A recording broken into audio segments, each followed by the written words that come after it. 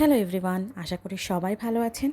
রাঙামাটির নাম শুনলেই যে জিনিসটা আমাদের সবার প্রথমে মাথায় আসে সেটা হচ্ছে রাঙামাটির সেই বিখ্যাত ঝুলন্ত ব্রিজ। হ্যাঁ বন্ধুরা, আজকে আমাদের গন্তব্য রাঙামাটির সেই বিখ্যাত ঝুলন্ত ব্রিজে।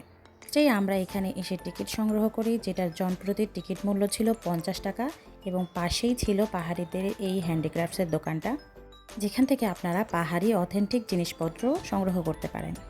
টিকিট সংগ্রহ করে এবার আমরা এই সুন্দর কালারফুল ব্রিজটা দিয়ে পাহাড়ের নিচে নামব এবং এগিয়ে যাব সেই ঝুলন্ত ব্রিজের দিকে। প্রচণ্ড তাপদাহে যখন পুরো দেশটা জ্বলছে, তখনও রাঙামাটিতে ওয়েদার ছিল 28 ডিগ্রি, যেটা অন্য অন্য জেলার তুলনায় কিন্তু অনেকটা কমফোর্টেবল। আমরা ছাতা মাথায় দিয়ে নামছিলাম, কারণ ওখানে অনেক বেশি রোদ ছিল, আর ছোট বাচ্চা ছিল যেহেতু আমাদের সঙ্গে। এই যে একটু দূরেই আমরা দেখতে পাচ্ছি আমাদের বহু প্রতীক্ষিত সেই ঝুলন্ত ব্রিজ। ছোটবেলা থেকেই বিভিন্ন গানে, বিভিন্ন সিনেমায় কিন্তু আমরা এই ব্রিজটা দেখেছি। আজকে যেটা সামনাসামনি দেখছি, আমার তো অসম্ভব ভালো লাগছে দেখতে। আসলে এই পাহাড়ি রাস্তাগুলোতে নামা যতটা সহজ, ওঠা কিন্তু ঠিক ততটাই কঠিন। আমি নামার সময় দেখতে পেলাম যে একটা আন্টি অসুস্থ হয়ে পড়েছে এবং তাকে সকলে মিলে পানি খাওয়াচ্ছে। উনি একটু হেলদি ছিল, তাই ওনার উঠতে অনেকটা কষ্ট হচ্ছিল। এটা কিন্তু বৃষ্টিরই ওয়েদার, কিন্তু রাঙামাটিতে এসেও আমরা বৃষ্টি পাচ্ছিলাম না। ফাইনালি আমি সেই ঝুলন্ত ব্রিজে। আমার অলরেডি 5বার বান্দরবন ভ্রমণ হয়ে গিয়েছে, কিন্তু আমি একবারের জন্য রাঙামাটিতে এসেছিলাম না। এবারে রাঙামাটি ভ্রমণের এক্সপিরিয়েন্স কিন্তু আমার খুবই ভালো। এই যে আমি এখানে একটু ঢং করে নিচ্ছিলাম। আমারও ইচ্ছা করছিল পূর্ণিমা আপার মতো একটা ওড়না নিয়ে দৌড়ে দৌড়ে পুরো ব্রিজটা পার হই, কিন্তু অনেক বেশি লোকজন থাকায় আমার পক্ষে সেটা করা সম্ভব হয়নি। ভালোবাসবো বাসবো রে বন্ধু, তোমায় যতনে। এই গানটার মতো এক্সপ্রেশন দিতে ইচ্ছা করছিল, দৌড়াতে ইচ্ছা করছিল, কিন্তু সেটা সম্ভব না। মাশাল্লাহ, আলহামদুলিল্লাহ, পানির কালারটা দেখুন, কি অসম্ভব সুন্দর।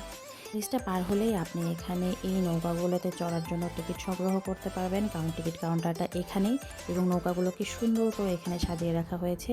এখান থেকে নৌকা ভাড়া করে আপনারা তাই লেক দিয়ে বিভিন্ন টুরিস্ট স্পট যেমন বৌদ্ধ মন্দির, পাহাড়িদের বাজার এবং শুভলং ঝর্ণা, এই দর্শনীয় স্থানগুলো ঘুরে বেড়াতে পারেন।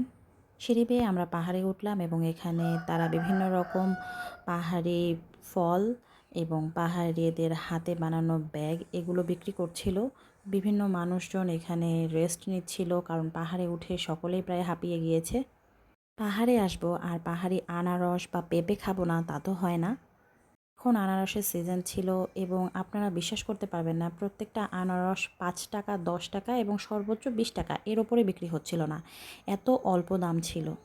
আমরা সবাই জানি যে সমতলের যে আনারস বা পেঁপে, এগুলোর কালার বা এগুলোর যে স্মেল এবং এগুলোর যে মিষ্টতা, এটা থেকে কিন্তু পাহাড়িগুলো একদমই আলাদা।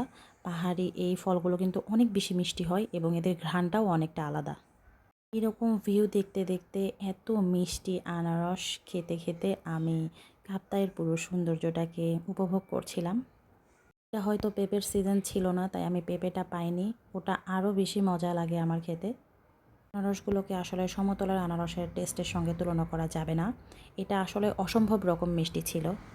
তো আমরা পুরো জায়গাটাকে এনজয় করার পর আবার ফিরে যাচ্ছি। আমরা আজকে কাপ্তাই লেকে যাব না। আমরা যাব রাঙামাটির আরেকটা বিখ্যাত টুরিস্ট স্পট পলওয়েল পার্কে, যেখানে রয়েছে বিখ্যাত লাভ পয়েন্ট এবং রয়েছে আরও একটা ঝুলন্ত ব্রিজ। আর কাপ্তাই লেকের অপার সৌন্দর্য তো রয়েছেই। এই সকল সৌন্দর্য রয়েছে আমার নেক্সট ব্লগে। সে পর্যন্ত আমার সঙ্গে থাকুন, আমার চ্যানেলটিকে ফলো করুন। আল্লাহ হাফেজ।